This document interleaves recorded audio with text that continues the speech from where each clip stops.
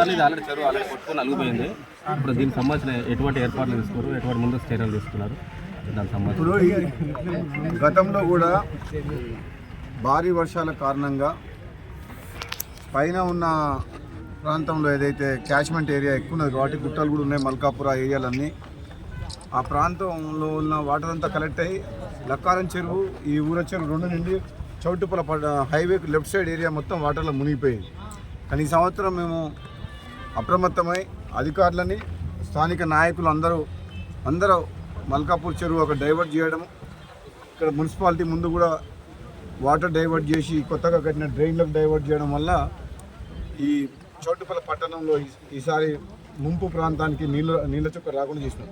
కానీ permanent solution కూడా irrigation డిపార్ట్మెంట్లో గతం కూడా చెప్పిన, మొన్న కట్టిన డ్రైనేజ్ ఏదైతుందో నేషనల్ హైవే డిపార్ట్మెంట్ వాళ్ళు సర్వీస్ రోడ్డుకి ఇరువైపులా కట్టిన వాళ్ళు రోడ్డు మీద పడ్డ వర్షం నీళ్ళ వరకే స్టామ్ వాటర్ వర్షాలకు వాళ్ళకి సరిపోనే కట్టిన డ్రైన్.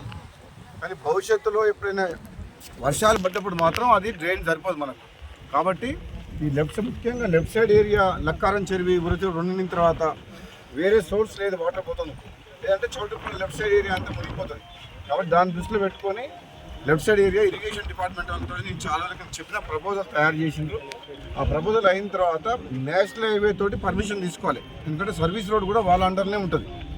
ఆ పర్మిషన్ తీసుకొని ఇక్కడి నుంచి చౌటుపల స్టార్టింగ్ నుంచి లాస్ట్ వరకు ఒలిగొండ రోడ్ వరకు మొత్తం సర్వీస్ రోడ్ వెంబడి ఒక 20-30 ఫీట్ల వెడల్పుతోటి ఒక 10-15 ఫీట్స్ సరే డైరెక్ట్గా డైవర్ట్ చేయొచ్చు. అది మా రాబోయే రోజుల్లో తప్పకుండా ఇరిగేషన్ డిపార్ట్మెంట్ మంత్రి గారితో అధికారులతో మాట్లాడి నేను చేపిస్తా. ప్రస్తుతానికి మాత్రం ఒక గండం ఈసారి వర్షాల వల్ల ప్రమాదం ఉండేది, కానీ మనం ముందే అప్రమత్తం కావడం వల్ల ఆ ప్రమాదం నుంచి బయటపడ్డాం. అలుగు ప్లస్ భూమి ఒకటే లెవెల్ ఉంది సార్, అలుగు దుంకే విధంగా ఏమన్నా చేస్తే బాగుంటుంది. చేస్తాం. ఇప్పుడు ఎట్లయినా ఈ డ్రైన్ దీన్ని బ్యూటిఫికేషన్ వర్క్ నడుస్తుంది కదా, దీంతో పాటు కూడా లక్కారం చెరువు కూడా బ్యూటిఫికేషన్ చేస్తే ఈ రెండు మన చౌటుపల్ల మున్సిపాలిటీ ఉన్న రెండు పెద్ద చెరువులు కాబట్టి ఒక పర్యాటక కేంద్రంగా బోటింగ్ కూడా ఏర్పాటు చేసి, ముఖ్యంగా ఇది ఊర చెరువుని ఈ రెండింటిని మాత్రం మంచి డెవలప్ చేస్తాం ఫ్యూచర్లో. అప్పుడు అన్ని లెవెల్స్ కూడా సర్వే చేసిన తర్వాత FTL వరకు ఉంచి, FTL తర్వాత కరెక్ట్ ట్యాంకింగ్ తర్వాత ఏదైతే సబ్మెర్జెన్స్ అయితే ఒక ప్రాబ్లం ఏంటంటే పట్టా భూములు ఉన్నాయి, ఆ పట్టా భూములు ఇప్పుడు మనకు సహకరించాలి. ఇప్పుడు కొన్ని కేసులు కూడా ఉన్నాయి, లక్కారం చెరువుకు సంబంధించి కోర్టు కేసులు ఉన్నాయి. వాళ్ళు పట్టా భూమి అని చెప్పేసి వాళ్ళ భూమి మునగకుండా దాంట్లో 15 ఫీట్ల మట్టి పోసుకుంటారు. అది ఆల్రెడీ ఇరిగేషన్ అధికారులతోటి, రెవెన్యూ ఆర్డీఓ గారితో, MRO గారితో చెప్పిన వాళ్ళు కూడా తప్పకుండా చర్యలు తీసుకుంటారు. ఎందుకంటే ఏదైతే ఎక్స్ట్రా మట్టి పోసారో వాళ్ళు నీళ్లు లేనప్పుడు పట్టా భూమిలో ఉన్న FTLలో ఉన్న నీళ్లు లేనప్పుడు వాటర్ నిండనప్పుడు వాళ్ళు వ్యవసాయం చేసుకోవచ్చు, కానీ వాటర్ నిండినప్పుడు వాటర్ని ఆటంగా కల్పించే విధంగా చేయకూడదు. కాబట్టి దాన్ని దృష్టిలో పెట్టుకుని చర్యలు కూడా తీసుకుంటే ఏది ఏమైనా కానీ చౌటుపల్లి మున్సిపాలిటీ అనేది రాబోయే 25 సంవత్సరాలకు సరిపోయే ప్రణాళికలు చేస్తున్నాం. ఎందుకంటే దాదాపు 5 లక్షల పాపులేషన్ కాబోతుంది. ఈరోజు అఫీషియల్గా 20,000 ఓటర్లు ఉన్నారు, 30,000 పాపులేషన్ చూపిస్తుంది పేపర్ మీద. కానీ ఇక్కడ ఇండస్ట్రీస్ ఎన్నో ఉండడం వల్ల 1,00,000 పాపులేషన్ ఉంది, మినిమం 1,00,000 పాపులేషన్ చౌటుపల్లి మున్సిపాలిటీ ఉన్నారు. కానీ మౌలిక వసతులు కానీ, మంచినీళ్ళు కానీ, డ్రైనేజ్ వ్యవస్థ కానీ 20-30,000 మందికే ఉంది. ఈ అన్అఫీషియల్గా ఉండేటోళ్ళు అందరూ ఎవరైతే ఈ కార్మికులు వేరే రాష్ట్రాలకి వచ్చి ఫార్మా ఇండస్ట్రీస్లో కానీ ఇంకో ఇండస్ట్రీలో పనిచేసే వాళ్ళందరూ కూడా వాళ్ళు మరి ఇక్కడ ప్రాంతం వాళ్ళు కారు, కానీ బతుకు తెరువు కోసం వచ్చి ఇక్కడనే ఉంటున్నారు. కాబట్టి వీటినన్నిటి దృష్టిలో పెట్టుకుని రేపు రాబోయే రోజులలో మున్సిపాలిటీని ఒక మాస్టర్ ప్లాన్ తయారు చేస్తున్నాం. మొన్ననే నేను municipal principal commissioner Sridevi madam గారి దగ్గర పోయి సెక్రటరియట్కు దాదాపు ఒక 45 నిమిషాలు మాట్లాడొచ్చిన.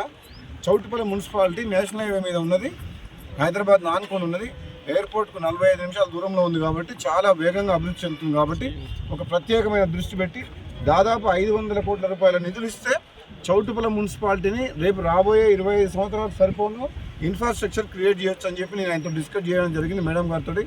ఆమె కూడా సానుకూలంగా రేపు రాబోయే రోజుల్లో ఏదో వరల్డ్ బ్యాంక్ లోన్ ఏదైనా వస్తుందంట, దాంట్లో చౌటుపల్లికి ఒక 500 కోట్ల రూపాయల ఫండ్స్ ఇస్తామని చెప్పింది.